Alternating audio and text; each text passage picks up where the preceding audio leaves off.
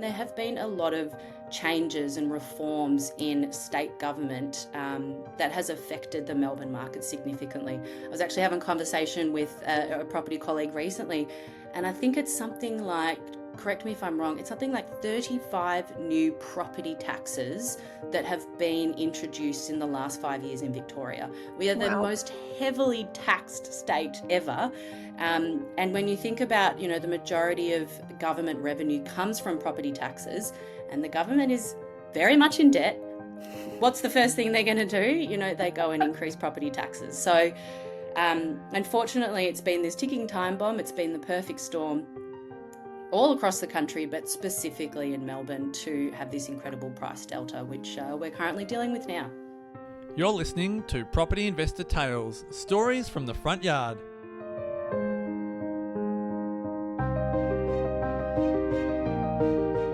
Hello and welcome to Property Investor Tales, stories from the front yard, where I get to speak to property investors from around Australia about their property investing journey.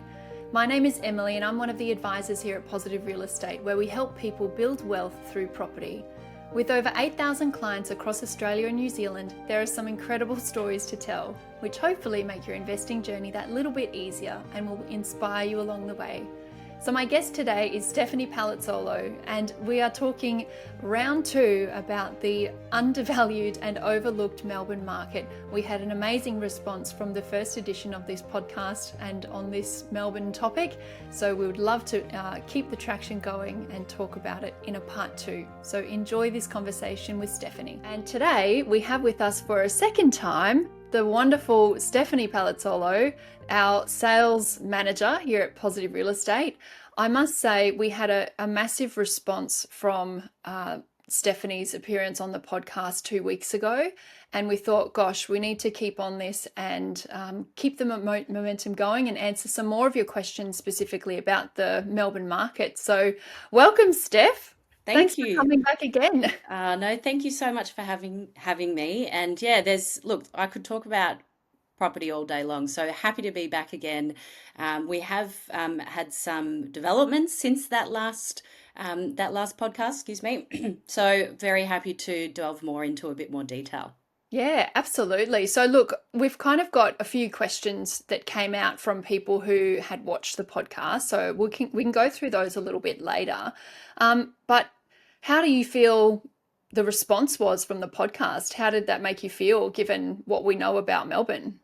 I think, look, we had a live event just after the podcast, and I got to meet a lot of our clients face to face, and we were talking about it. And I think the reason it had a great response is you do hear so much about doom and gloom in the media, and you hear about property prices, and all of that sort of thing, but you don't really necessarily get the detail or the story behind why something has happened.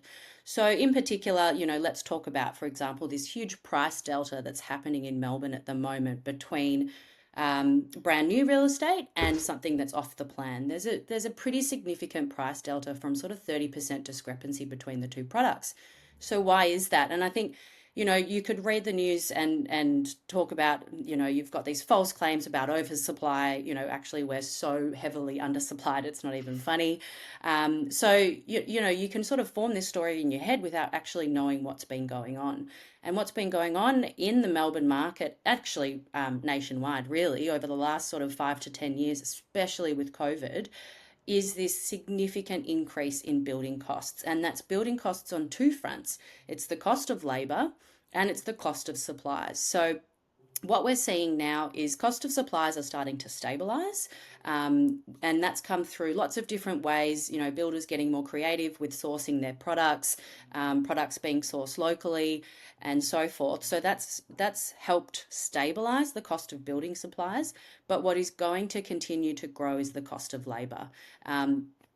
Look, I'm not an economist, so I'm not going to pretend to know all the answers, but my take on it and the research that I've seen is the cost of labour is so expensive for building for a couple of reasons. Obviously, just general pay and cost of living is getting more expensive.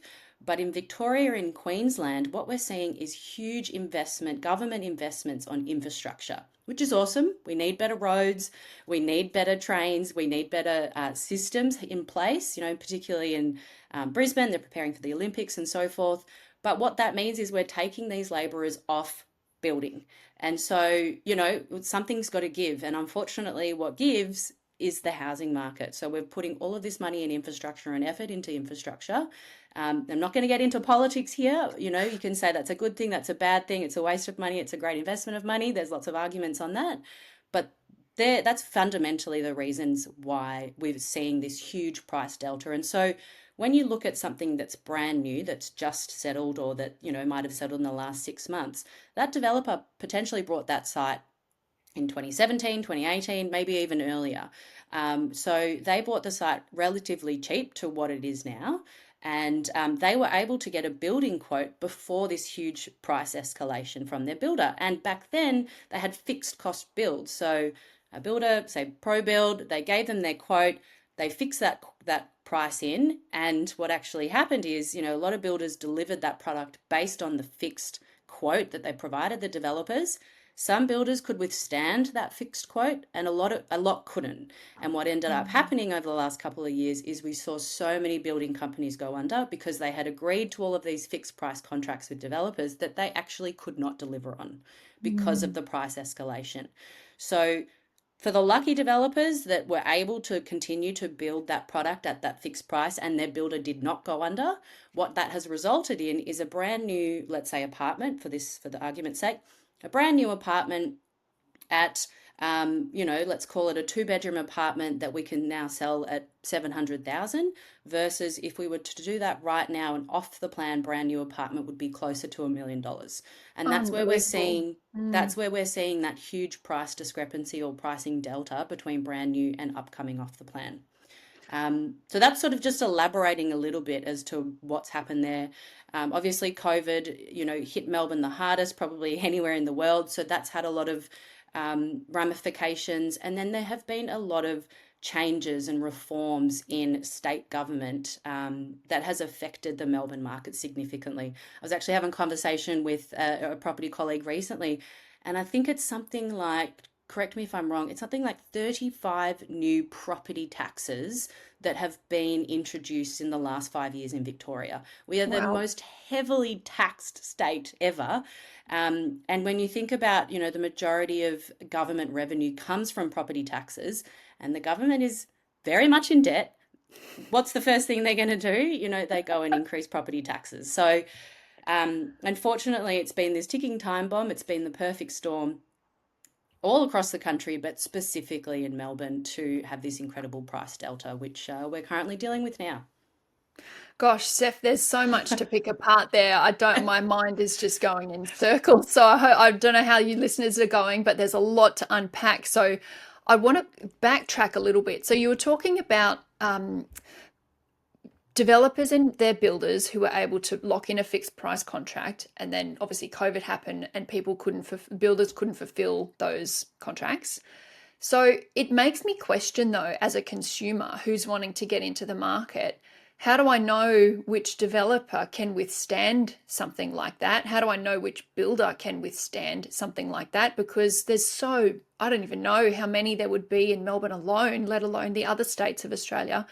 How do we know which developers to work with when we've got all of that going on? How do you know who to work with? Yeah, it's such a good question. And the short answer is you don't. You can do. That's not what I want to hear, Steph. I've got some green shoots, so don't worry. It's not all doom and gloom. But the short answer is, if you're out there on your own, you're trying to invest in anything really, anything brand new off the plan or house and land, you don't know.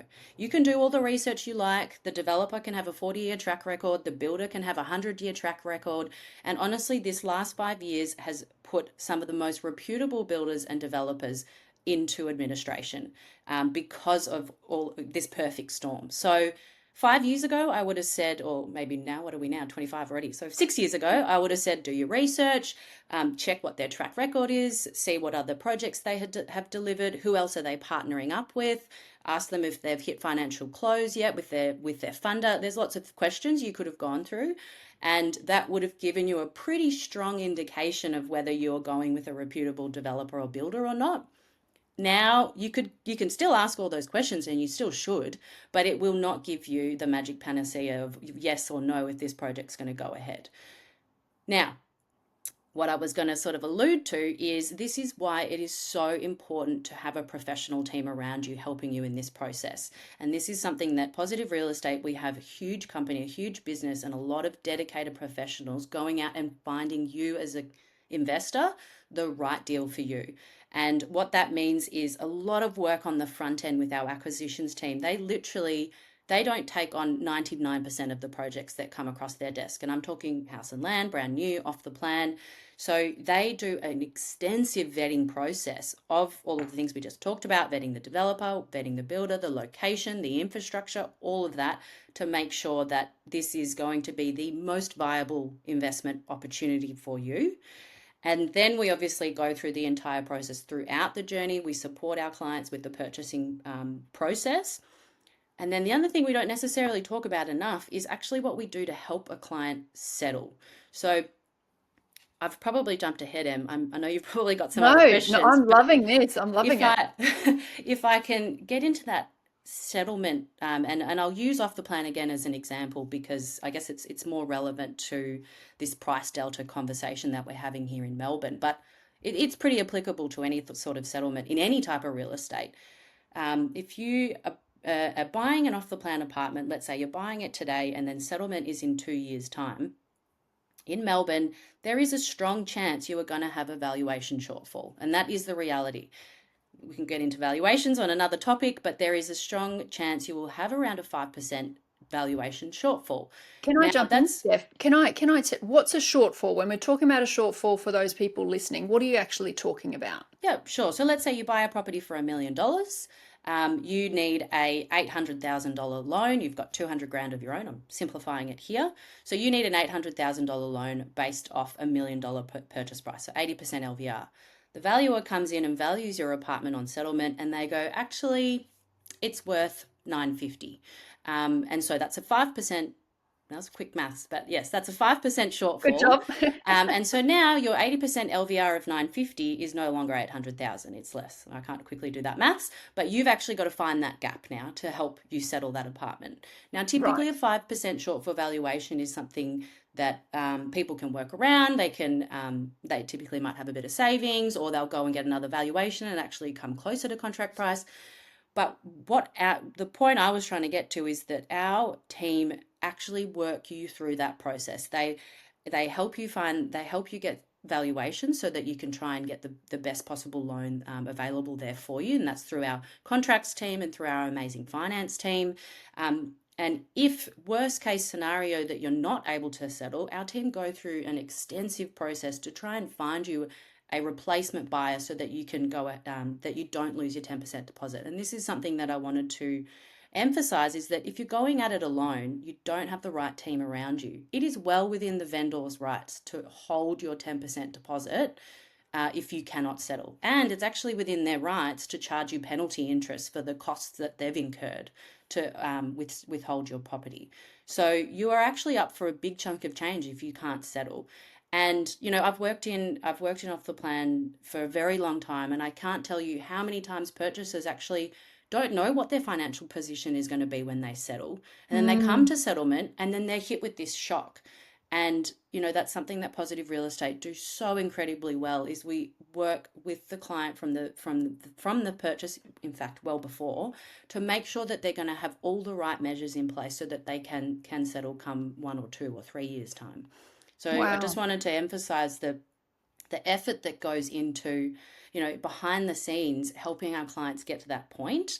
And worst case scenario, if there is an issue where they cannot settle, the effort that we go to keeping our clients safe and helping them retain their 10% deposit is super important. So Oh, having the right team around you when you're investing is really, really important. Purchasing your own home is a slightly different process. Obviously, it's a lot more emotional. And typically people tend to buy established real estate for their own home. So it's a slightly different process. But yes, with off the plan and with investing, you really need this core team around you. I couldn't agree more. I know that a lot of us here at Positive Real Estate, we also invest in the opportunities that come across our desks as well. So we are also personally invested in some of these properties that come along.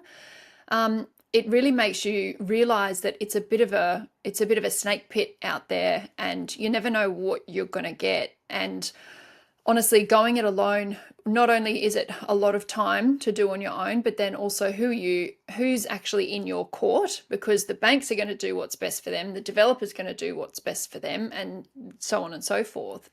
You don't want to be caught out on your own. So, so make sure you surround yourself with the right team, and that's obviously what we do here at Positive. Absolutely. But before then, so going back to this kind of idea about Melbourne, everyone's kind of, putting Melbourne in a corner for now. I wanted to go back to what you were speaking to a little bit about in the first podcast, is about the sentiment, right? So we had some questions come through about, well, sentiment is kind of arbitrary, right? How do we know sentiment could apply to any market anywhere in Australia? How do we know that that's what's going on in Melbourne? And why aren't we talking about, I don't know, I'm saying anything but Perth or Brisbane? Why aren't we saying that sentiment's not there for them, those other capital cities, or why is it there for Melbourne, or vice versa? Yeah. So when I look at a good investment opportunity, and then this goes for my colleagues as well, we all do the same thing. When we look at a good investment opportunity, we're looking at key market indicators. Population growth, we're looking at employment, we're looking at infrastructure, we're looking at strong vacancy rates, we're looking at strong rental yields, we're looking at the supply versus the demand and the growth of that particular market. All of these different market indicators, call it 20, you could be looking at to see whether this is a good place to be investing. Now, sentiment, or let's call it media as well, I would say they're like the last two items on the list of what indicates a good market. So sentiment is typically kind of the second last thing, and then once sentiment has returned, then you've got the media that jump on the bandwagon right at the end and go, oh, Melbourne's a great place to invest. Everyone get into Melbourne. And then that's usually the last thing to return. So whilst they are important, they are the later signs of a strong market versus some of the other marketing indicators, which is very hard to find in the news. If you're just watching normal commercial news, or if you're reading normal commercial news, it's hard to find what is the population growth? What is the employment rate? What are the infrastructure spends happening, and when are they due to complete? What's the population growth? What's the education systems like? So all of those sorts of things. What's their main economy? So they're harder things to find if you're just following the daily news that's being fed to you. You actually need to go out and look for that. And I think I touched on this last time, is that this is, again, you've got to ram at home. Your core team is so important, because we spend thousands and thousands of dollars a year as a company on research. With CoreLogic, with Charterket Kramer, with Urbis, with Oxford Economics. The RBA uses Oxford Economics to determine some of their data. So sometimes when you see banks quoting RBA, actually RBA has been quoting either Australian Bureau of Statistics or Oxford Economics. So we actually go straight to the source and get that research information for you, so that you can go and see all of that information yourself. You don't have to believe what we're telling you. You can go and research all of those market indicators, and get ahead of sentiment and get ahead of media. That's really sort of, I guess, the key. I think they say there's two sayings into investing. You should have invested either 20 years ago or today. And if you can get ahead of that sentiment and ahead of that media flurry, that's really the key. And that's absolutely where Melbourne is at the moment.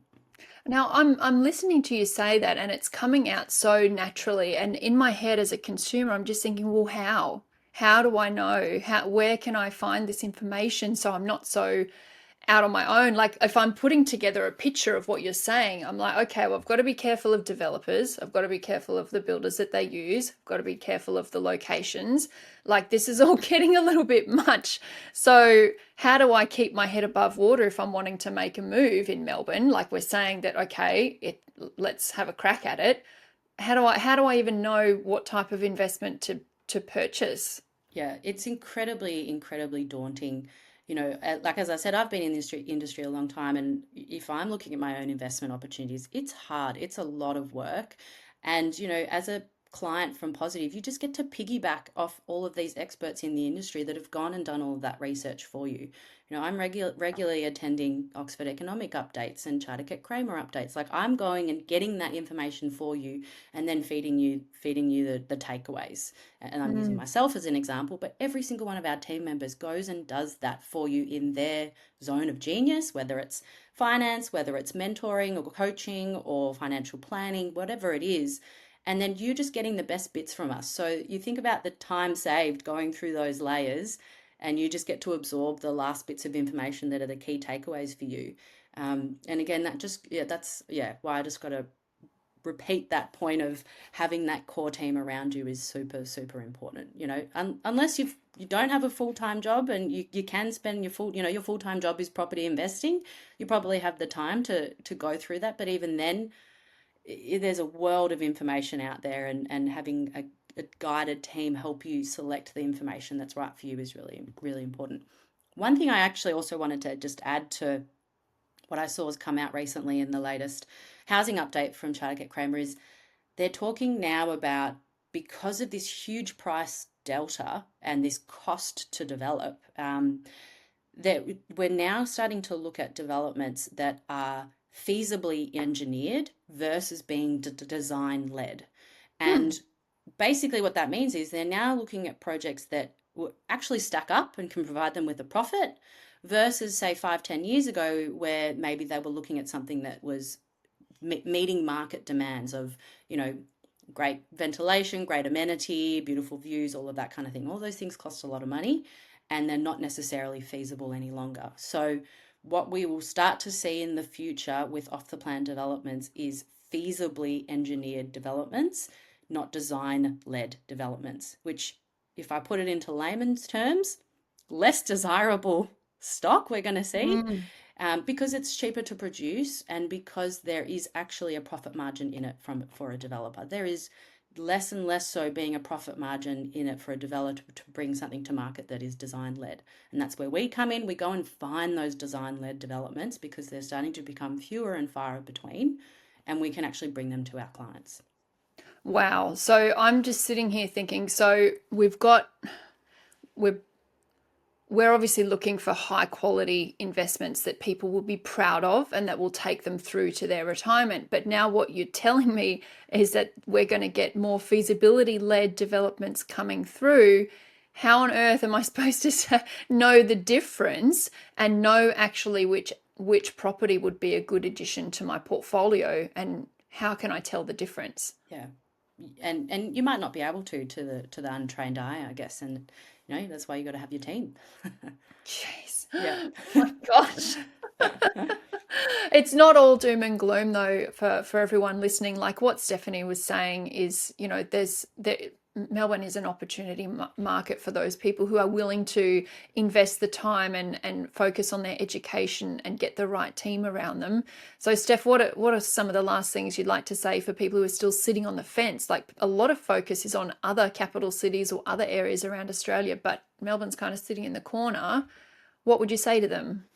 Look, you know, I'll talk nationally for a second. Australia has such strong key fundamentals, and it's ridden us through the GFC, through the Royal Banking Commission, through COVID, and you know, we'll come out of this lull as well because it's still an incredibly safe place to put your money. In a lot of other countries, you know, you don't have the certainty of your money being in a safe space. It could be taken from you at any point. We predominantly have freehold investments or sales rather than leasehold. You know, there's a lot of insurances put in place that product is delivered for the consumer. So it's a very safe place to be investing your money. We have strong population growth, you know, relativity to other countries. It's a very safe political environment. So we've got a lot of these strong fundamentals. We're a cyclical economy in that our economy grows based on population growth. So provided our population continues to grow, our economy will continue to grow and continue to remain strong. So, you know, we've got all these key fundamentals. It makes Australia continue to be a very great place to invest, at least compared to elsewhere. Now, if I talk about Melbourne versus Sydney versus Brisbane, you know, and versus, you know, feeder cities as well, the whole country is going through this price delta. The whole country is going through this cost escalation. It's not just isolated to Melbourne. Melbourne's brunted more of the storm due to other factors, but it is playing out across other cities. So, and what I would say is, Melbourne's not your only option. It is a great option, and it'd be a place I'd be investing in right now, but it's not your only option. There are incredible investment opportunities all throughout Australia, and that's again where our team come in. Go and do that research for you. Go and find those great markets. Sometimes they're feeder cities, or they're new world cities like your Brisbanes and Gold Coasts versus your sort of global cities like your Melbourne and Sydney's. So there's lots of different options, and just like a stock portfolio, you want to have it diversified. You don't want to have all your eggs in one basket in one particular product type. You don't want just Apple shares. You want a mixture of everything. So, as you grow your portfolio, there's lots of different options that are going to become available to you. I just think at the moment there is such great opportunity in Melbourne if you can find the right product as well. And if you've had a team of professionals go and source this product for you and do all the research for you, why not take that opportunity if you're in a position to do so? It's not going to take long before the market starts to turn and this price delta starts to shrink, and it will. It may take a year, it may take 2 years, it may take 3 years, but it will start to shrink. And and we're actually starting to see that in some micro markets across Melbourne. I'll use St Kilda Road as an example, where you've got resale values in older existing apartment buildings selling for the same price as brand new off the plan. There's certain suburbs like in Glen Waverley, they're seeing that as well. So there's these little micro markets in Melbourne where resales are coming up at the same price of brand new off the plans. And over time, that price delta will decrease, which is, going to bring the Melbourne market back again. So look, there's lots of opportunities across Australia, and I'd say you're not restricted to one option. And if you've got this team behind you going out and sourcing this information for you, you can, put in the right steps to have an incredibly diverse portfolio. Yeah, that's wonderful, Steph. And my brain's just swimming with all the information, but it sounds like what I'm hearing is it's really difficult to go alone, and you can if you've got the time.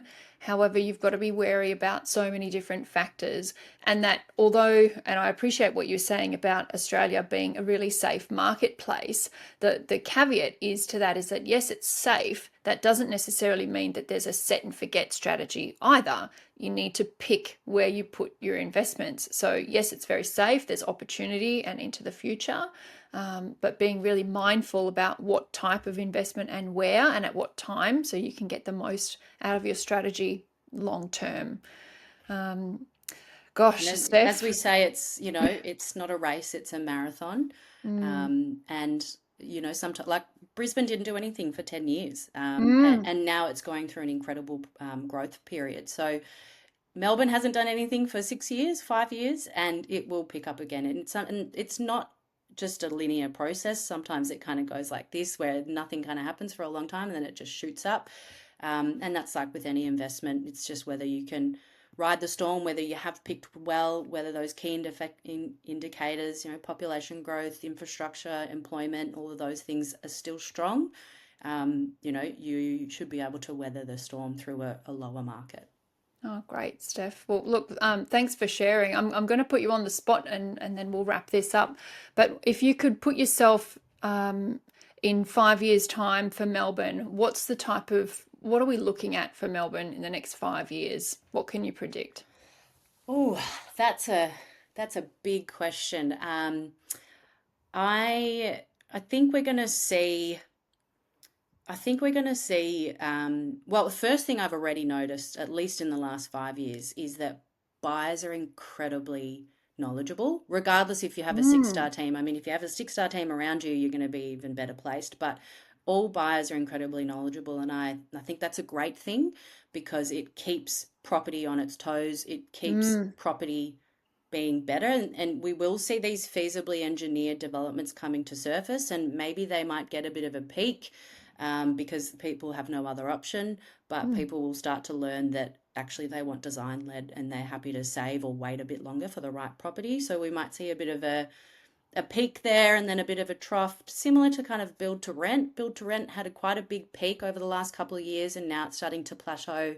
We're actually seeing, old build to rent permits now moving back to build to sell permits, which is a good thing. It's sort of showing us that there is a profit margin in it for developers, which means we can add to the supply. The supply issue, I think we're going to see some significant social changes, and quite a few researchers have mentioned this, where because of the cost of living, because of the price escalation, we're actually going to see a shift in how people live. So rather than the average household being 2 people, I actually don't know what it is, but it will increase. So that means, adult children staying home longer, waiting for the right property to come along. So, we'll see some changes there. In Melbourne specifically, what I'm really excited for is for a lot of this infrastructure to be done. We've had a few big projects finished this year and last year. We'll see significant progress with the suburban rail loop, which is due to finish in 2032, I think. So once we actually can finish these infrastructure spends and get these labourers back into the building housing, that's going to improve that situation. So, yeah, I don't know. I feel like I need a bit more time to process that question. I'm sure there's going to be lots of other things I that we're going to see. put you on the spot, but Um, you're an absolute expert, and it shows. I can see your mind working and going to all sorts of places. So it's a credit to who you are, and an asset. You're an asset to the team here at Positive as well. So thank you. Appreciate it. No, it's great to be involved in a team of so many different experts across so many different fields, different markets, and we all just get to glean this information off each other and share it with our clients. Yeah, great. Well, any final remarks, Steph, before we close it off? I would say, and I think I said this last time, if you're reading something in the media, check the source. Where have they gained that information from? And and is it actually a non-bias resource? Is it the Australian Bureau of Statistics, or is it Oxford Economics, or are they quoting something from CBA or NAB?